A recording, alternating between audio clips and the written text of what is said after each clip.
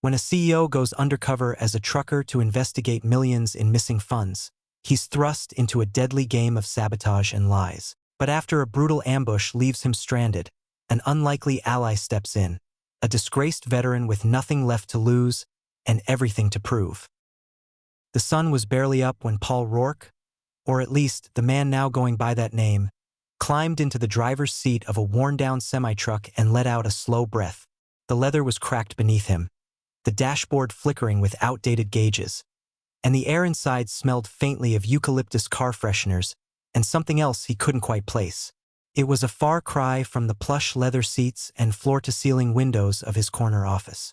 He glanced at the clipboard resting on the passenger seat, route details, delivery times, fuel logs. Everything looked normal on paper, but Paul knew better than to trust appearances. That's how companies bled money without ever realizing it. And right now, his company was bleeding. Millions gone every quarter. No clear pattern or obvious culprits. Just numbers slipping through the cracks like water through cupped hands. So there he was, trading boardrooms for big rigs, suits for steel-toe boots, and corporate lunches for gas station burritos. He gave himself 6 weeks to find answers. No bodyguards or executive privileges, no easy way out. If he wanted the truth, he had to earn it, 1 mile at a time. His first assignment was simple. Pick up a load of high-end electronics in Indianapolis and deliver it to a distribution hub just outside St. Louis. Nothing flashy, nothing risky. At least that's what the manifest said. Paul checked the seals on the trailer before climbing back into the cab. Everything seemed secure. As he pulled onto the highway, the city lights faded behind him, swallowed by darkness. The road stretched ahead like an endless thread, lined with trees and silence. He adjusted the rearview mirror, tapped the steering wheel, and settled into the rhythm of long-haul driving, the kind of work most people underestimate until they've done it themselves. First, everything felt routine. The hum of tires on asphalt, the occasional trucker chatter over the CB radio, the steady pulse of the engine beneath his feet. But then, things began to shift. His GPS glitched not once, but twice, rerouting him toward unfamiliar exits and unmarked roads. He ignored it the first time, assuming it was a software hiccup. But when it happened again, pulling him off the main interstate and into a stretch of highway flanked by dense forest, his stomach tightened. He manually re-entered the coordinates, but the device kept correcting itself, as if someone was overriding the system remotely. Paul switched it off. Better safe than sorry. Then the engine began to sputter. He frowned, checking the fuel gauge. Full. Oil pressure? Normal. Temperature? Fine. So why was the engine losing power? Before he could figure it out, the truck lurched and died. Paul barely managed to coast onto the shoulder, heart pounding. He killed the ignition and stepped out into the cool night air. There was nothing around but trees, shadows, and the distant echo of wind rustling through leaves. He grabbed his phone, no signal. Not even one bar. He opened the hood and inspected the engine bay.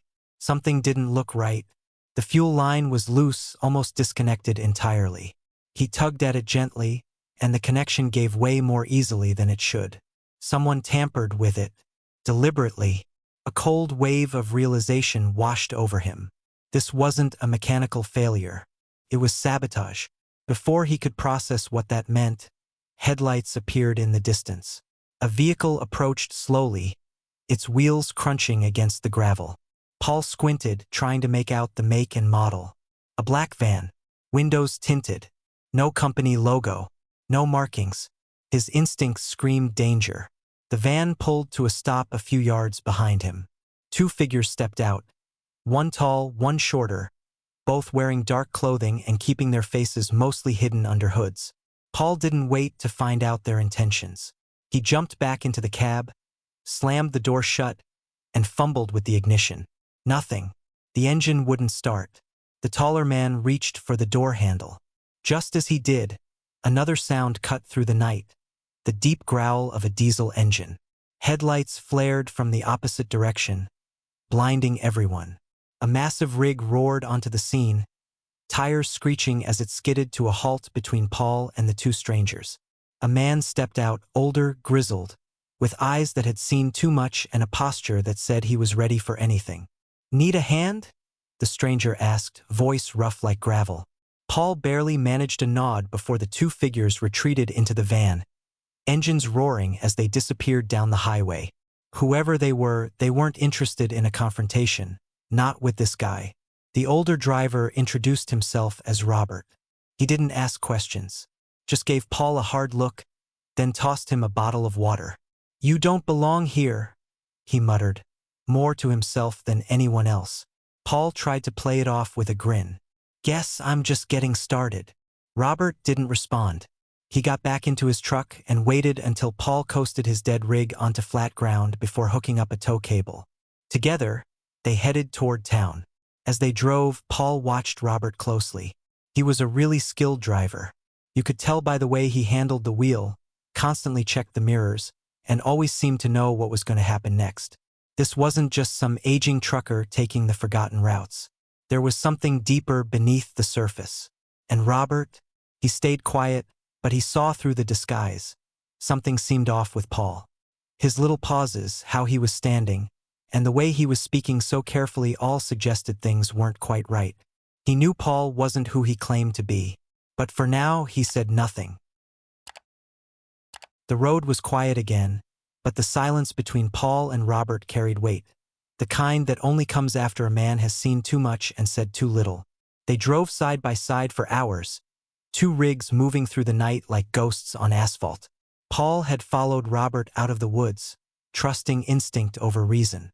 Now, somewhere near the Kentucky border, they pulled into a roadside diner with flickering lights and a sign that read, "Open all night," mostly. Inside, the air smelled like grease and old coffee. They sat in a cracked vinyl booth, far from the few other truckers scattered around the room. Robert stirred his coffee without drinking it. Paul watched him, trying to read the lines carved into the older man's face.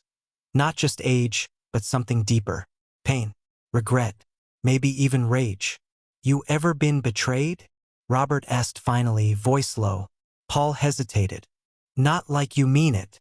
Robert gave a dry chuckle, eyes fixed on the window. "Yeah, you wouldn't be here if you had." He leaned back, fingers tapping the table once before falling still. "I was Army, combat engineer. Spent 8 years overseas doing things most people don't want to know about. Got medals, got commendations. Hell, I even saved a whole unit once when an IED hit our convoy. But one bad call, or at least what they said was a bad call, wiped all of it away." Paul didn't speak. He could feel the story building like a storm rolling in.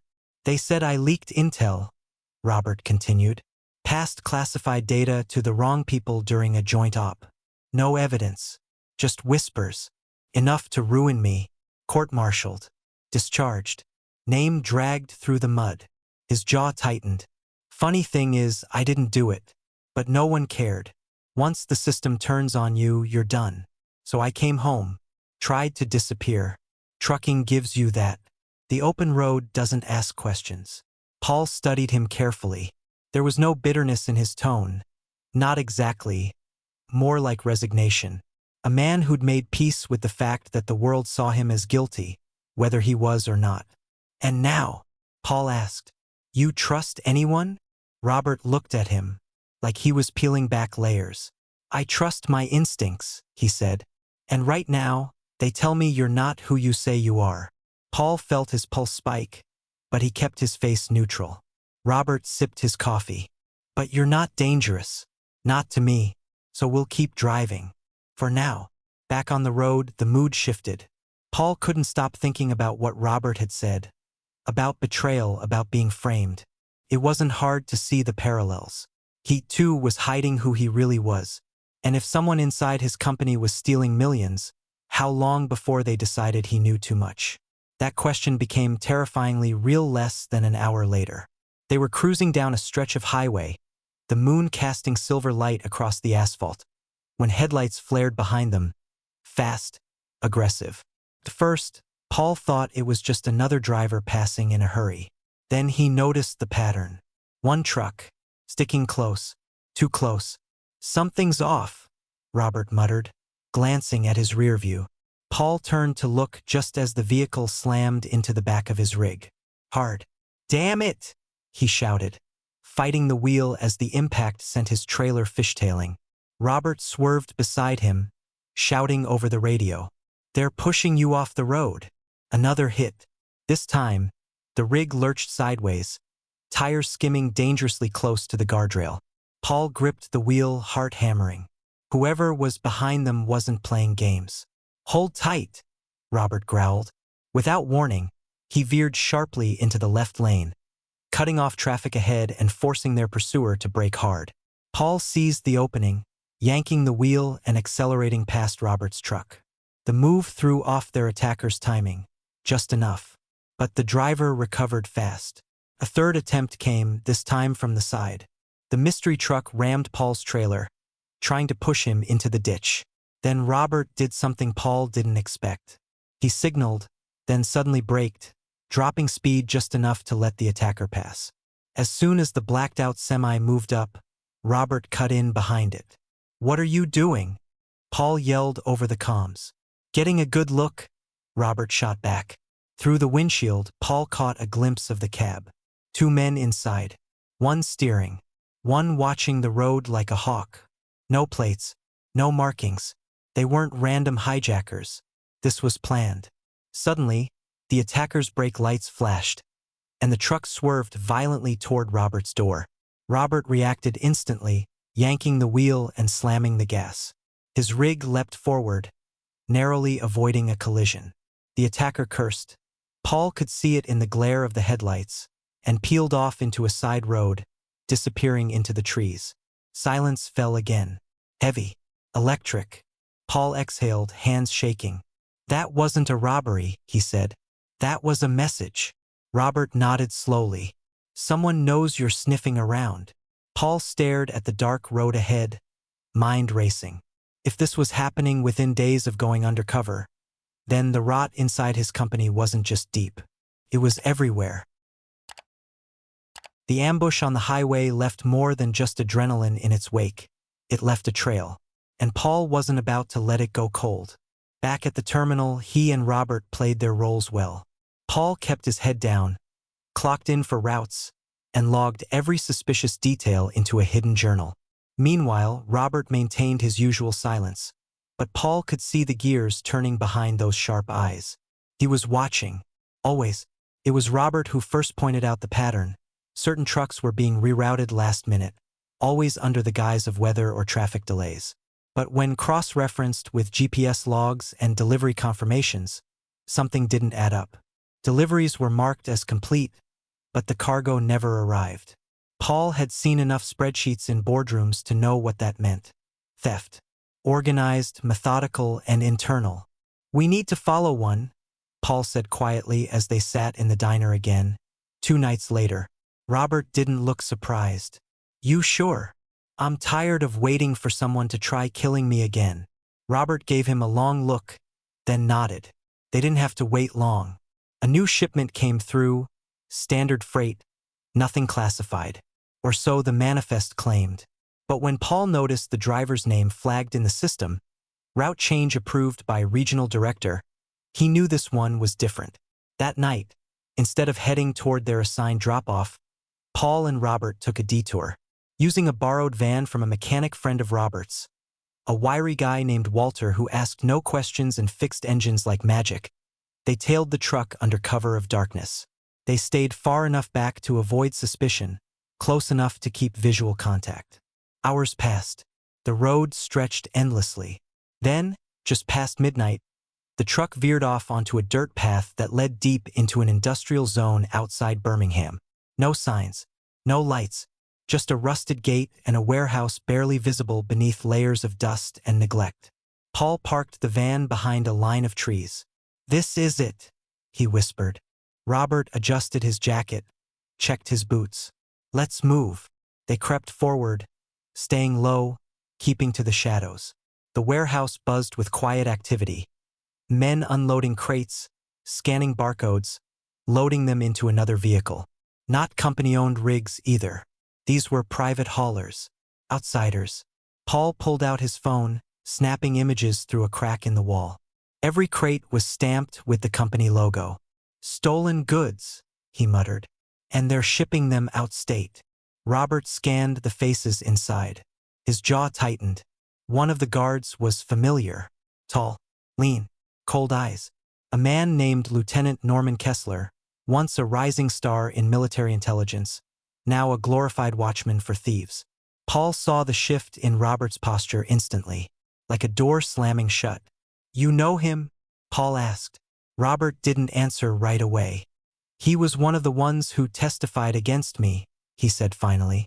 "Swore under oath I'd compromised a mission." Paul glanced between the two men. "He doesn't recognize you?" "Not yet." They needed to move fast. Back at the van, Robert retrieved a small tracking device from a hidden compartment. "If we can tag one of these outbound trucks," he said, "we might get a lead on where this goes next." Paul hesitated. "We don't have much time." Robert handed him the tracker. "Then make it count." Under the cover of darkness, Paul slipped around the side of the warehouse, heart pounding. The outbound truck idled near the loading dock, driver inside smoking a cigarette. He crouched low, reached under the chassis, and attached the device before slipping away unnoticed.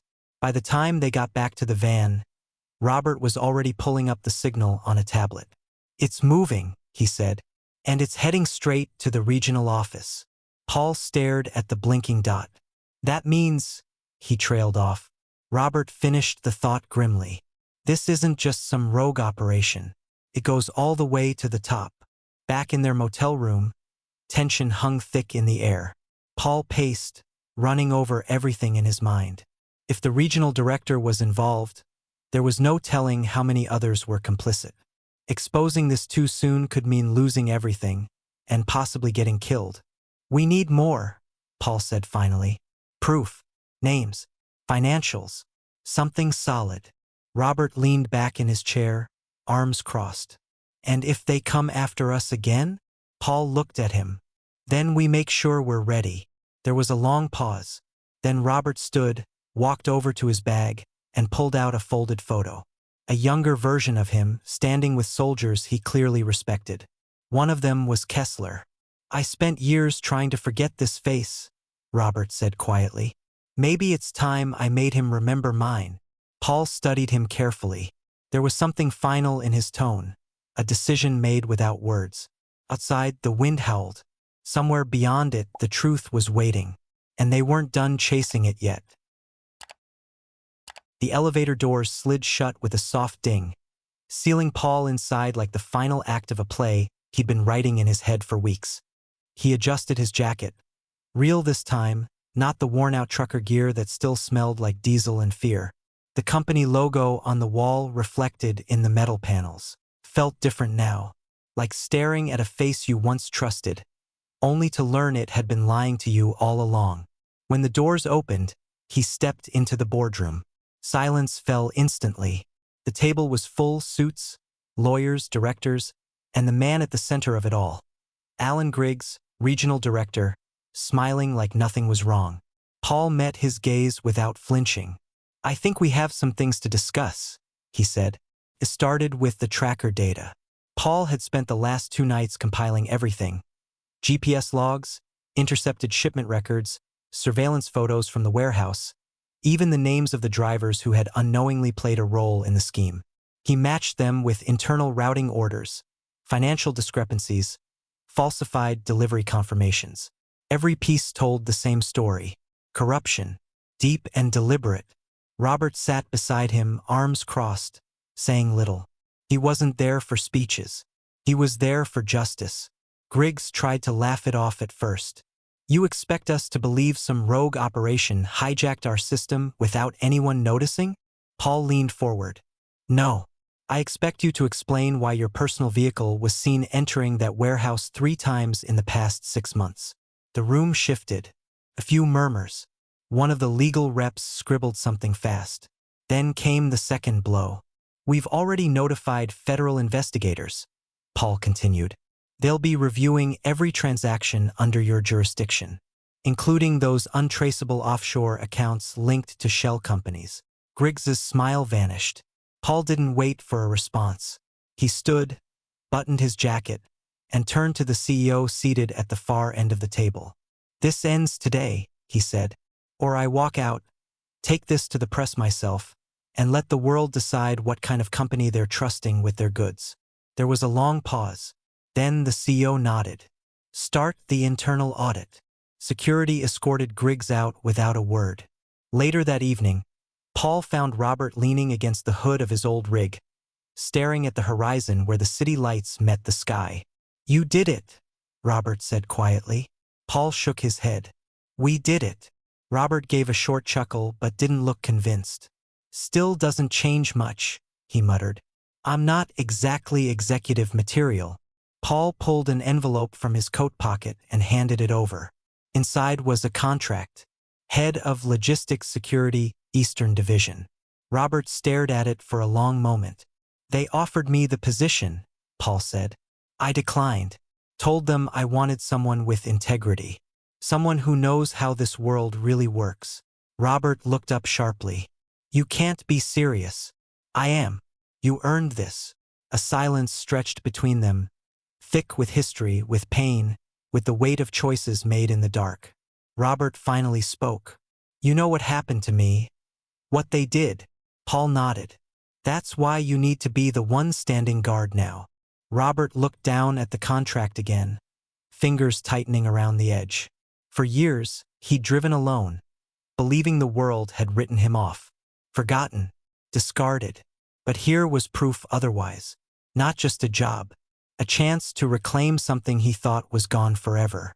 After a long breath, he folded the paper carefully and tucked it into his jacket. "I'll need a new uniform," he said. Paul smiled. "Already ordered."